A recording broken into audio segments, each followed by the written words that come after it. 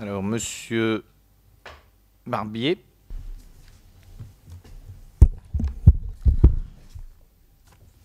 Oui, merci Monsieur le maire.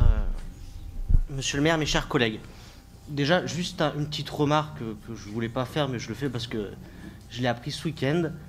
Le cours Jean Jaurès, contrairement à ce qu'on peut souvent penser, c'est pas le plus grand cours rectiligne d'Europe. Il est à Barcelone et c'est un ami espagnol qui me l'a dit ce week-end dernier, alors que je me vantais d'avoir la ville où il y a le plus grand cours rectiligne d'Europe.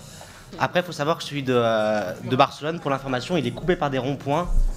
Donc, ce qui fait que techniquement, on peut dire que celui de Grenoble est quand même plus long. Voilà, c'était la petite information pour commencer. Donc, le 6 juin prochain, vous allez organiser donc cette fameuse journée des Tuiles. Pour le coup, c'est plutôt le banquet des Tuiles.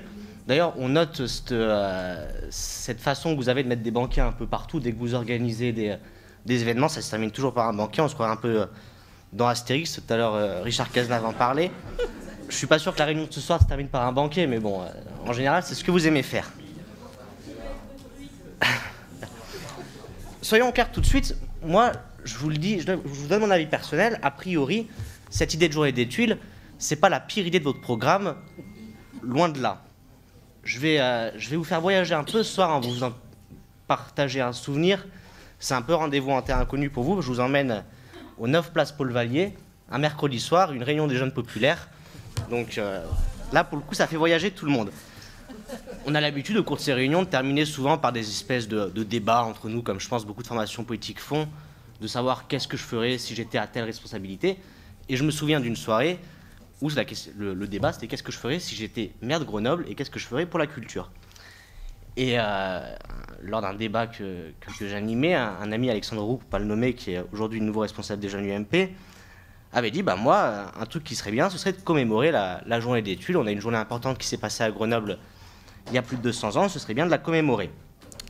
Donc voilà, comme quoi, vous voyez, monsieur le maire et monsieur Bertrand, vous auriez pu participer à des réunions des jeunes populaires et avec nous essayer de faire avancer le débat.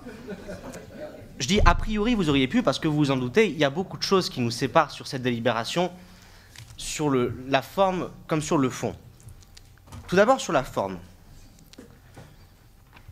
Vous allez organiser cette journée, alors, vous parlez toujours de co-construction.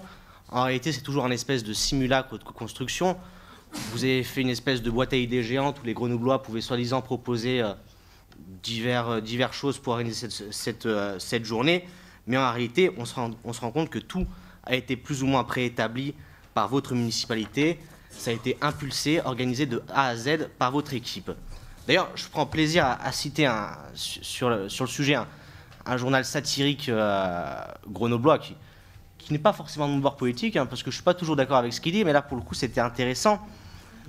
Je le cite, Alexandre, donc là, c'est pas le même Alexandre, c'est un autre.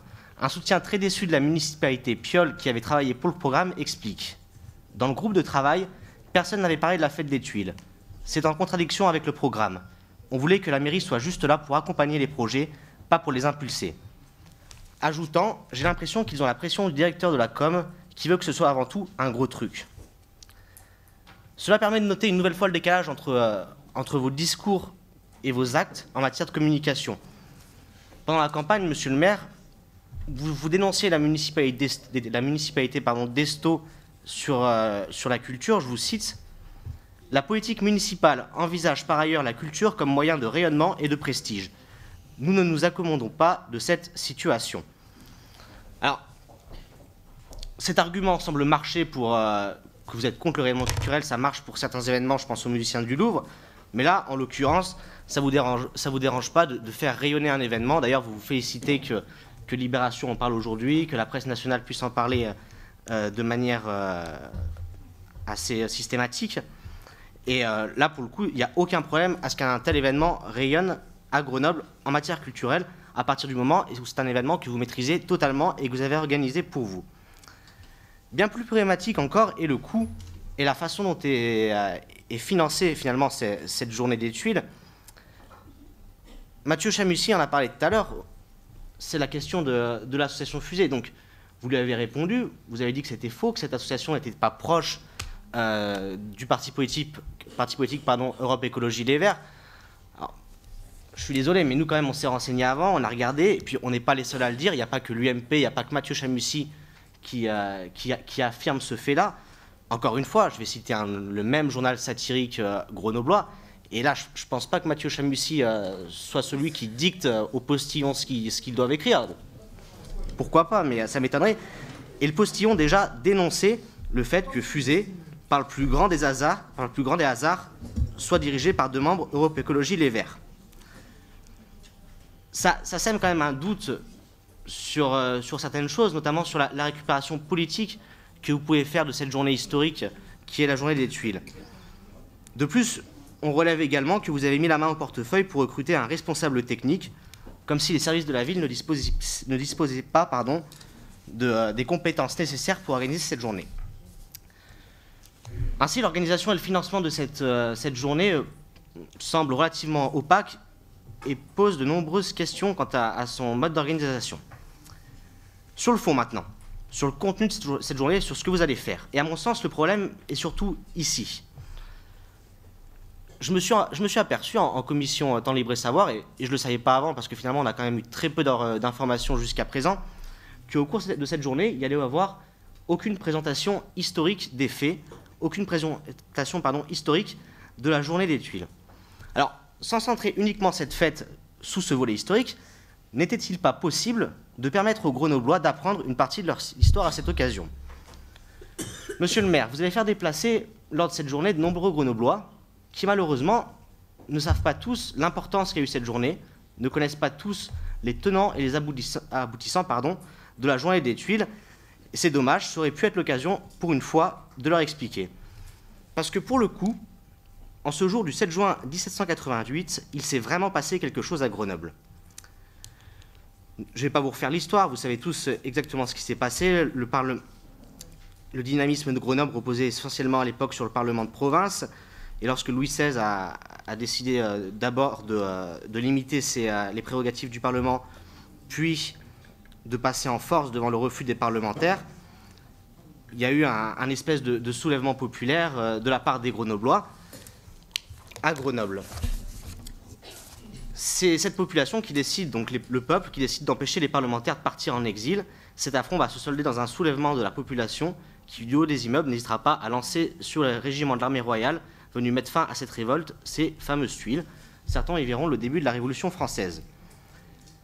La vérité sur la journée des Tuiles, c'est aussi qu'au-delà du symbole, ce soulèvement populaire a été en partie, orchestré par les notables et les bourgeois de la ville qui ont en quelque sorte manipulé le peuple afin de défendre certains de leurs privilèges.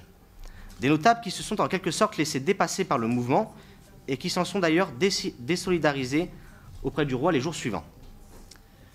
C'est cette partie de la vérité peut-être qui vous gêne, et c'est pour cette raison peut-être que vous ne voulez pas parler des faits lors de cette fête des Tuiles.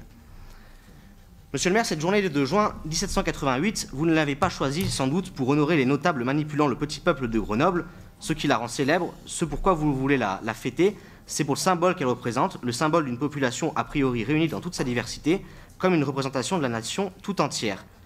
Et tout cela, mes chers collègues, il aurait fallu l'expliquer aux Grenoblois.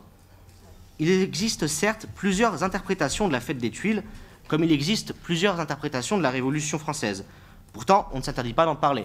En effet, je suis sûr qu'on n'a pas tous dans cette assemblée les mêmes valeurs, et la Révolution, par excellence, c'est le fait historique qui peut nous diviser au niveau des valeurs. Moi, personnellement, je vois la Révolution comme une ode à la liberté.